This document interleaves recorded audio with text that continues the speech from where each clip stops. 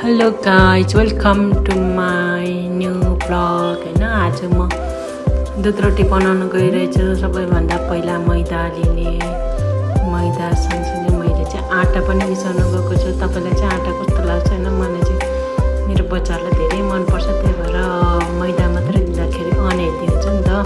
त्यही भएर मैले आँटा पनि मिसाएको छु। अनि यसरी दुइटैलाई मिक्स गरेँ होइन। मिक्स गरिसकेपछि यसलाई मजाले चलाएर मिसाएपछि तपाईँले के गर्ने, अब यसलाई हल्का पानी हाल्दै मुस्ने।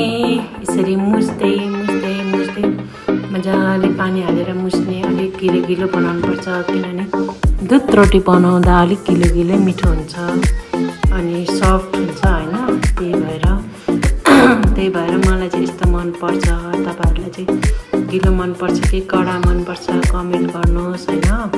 अनि मुछेर यसरी मुच्दै रेडी हुन्छ डो। यतिको गिलो रेडी हुन्छ होइन। र अब एउटा किस्तीमा पिठो हालेर रेडी पार्ने, ताकि मैले मुछेको त्यो डोबाट मैले सानो सानो एरी बनाउन सकौँ होइन। सानो सानो डल्ला क्या, डल्ला के को डल्ला भन्नुहुन्छ, यही हो क्या दुध रोटी भनेकै। यो चाहिँ रोटी हो, यो चाहिँ दुधमा मजाले पकाउनुपर्छ क्या। तपाईँहरू चाहिँ खिर खान्छ जस्तो हो क्या यो खिर। यो चाहिँ मैदा र आँटाको खिर हो क्या। हो यसरी सानो सानो डल्ला पाऱ्यो अनि त्यसलाई बुढियौलाले पुरै सही छाप दिने क्या, बुढियौलाले छाप दिने।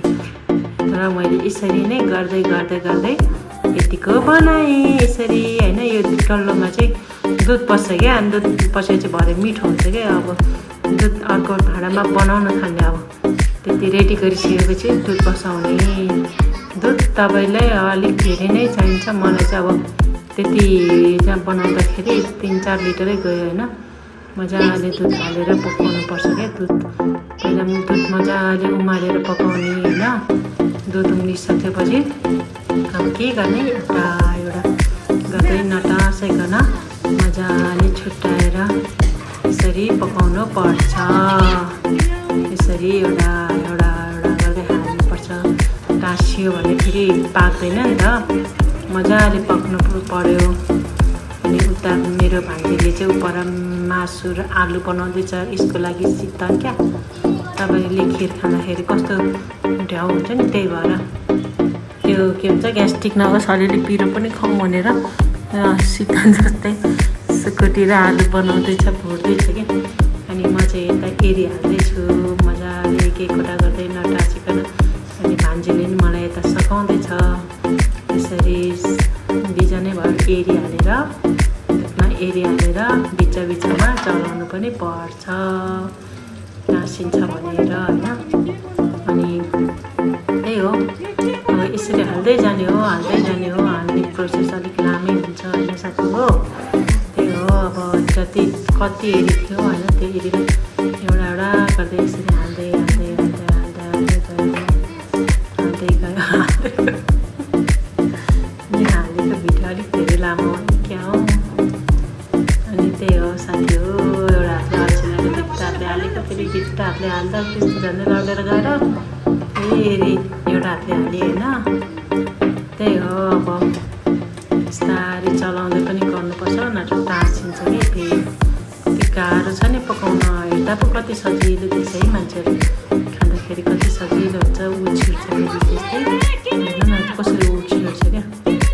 यसरी उछिर्छ। अनि मेरो छोराले नै हाल्न खोजिरहेको थियो, मैले हाल्न दिएन क्या, ताकि यसरी उछिटेर मान्छेको हात पिल्सिन्छ नि त। उम्लेको दुधले पिल्सिँदाखेरि कस्तो हुन्छ तपाईँलाई पनि थाहा छ नै छ नि त। यस्तै हो, के गर्नु, गाह्रो छ।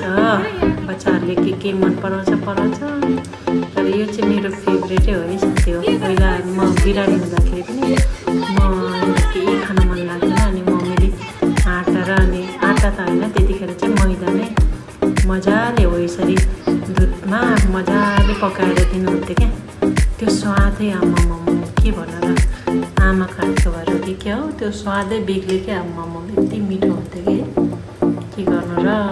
मैले त त्यस्तो बनाएर दिने होइन, बनाएर चाहिँ दिनुपर्छ हो गाइस। के गर्नु, गाह्रो छ हो, गाह्रो। त्यति गाह्रो छ है मलाई कसले बुझ्ने मेरो बेकार अनि यसरी पकाउँदै पकाउँदै एउटा एउटा हाल्दै हाल्दै हाल्दै यता भान्जीले पनि अचार के अरे तरकारी बनाएकै छ यसरी बन्दैछ होइन अनि यस्तै हो अब एउटा एउटा गरेर हाल्नु पर्ने भएकोले गर्दा गाह्रो क्या गाह्रो कति गाह्रो यो मुखले के खानुपर्ने होला यो मुखै नभएको भए यति दुःख पनि हुन्थेन होला केही गर्नै पर्थेन होला सुतेर बस्दा नि हुन्थ्यो होला है मुखै हो क्या शत्रु बनाउने पनि यही मुख मित्र बनाउने पनि यही मुख मिठो खानुपर्ने पनि यही मुख अनि सबैलाई दुःख दिने पनि यही मुख हेर्नु न बल्ल हालिसकेर यसरी मजाले चलाउँदै पकाउनुपर्छ होइन अब यो कति बेरमा पाक्छ भन्ने कुरा त त्यो त सबैलाई नै थाहा हुन्छ यो यतिखेर पाक्छ भन्ने हुँदैन होइन मैले चाहिँ अब तपाईँहरूले खिरमा चाहिँ चिनी हाल्नु जग्गा हामी चाहिँ नुन हालेर खान्छौँ क्या यसमा त्यसै त यो अलिक दुधले गर्दाखेरि बुझ्यो नै हुन्छ अनि झन् यसमा चिनी हालेर खायो भने त आमामा पेट हालेर केही हुँदैन वाक्क पकाउँछ क्या साथीहरू चिनी हालेर नखाने क्या बरु नुन हालेर यसरी खानुभयो भने तपाईँको अर्कै टेस्ट हुन्छ क्या टेस्ट पनि पेस्ट पनि हुन्छ अनि चिनी हालेर खानु भने त तपाईँलाई वाक पकाउनु सक्छ मैले चाहिँ खिर खाँदाखेरि प्रायः खाएँ भरे त सुत्ने बेला वाक हुन्छ है साथी ल यसरी नै अब पाक्यो होइन हाम्रो चाहिँ अब तपाईँले बिस्तारै पकाउनु है कस्तो छ कस्तो छ पूर्णिमा मिठो लाइक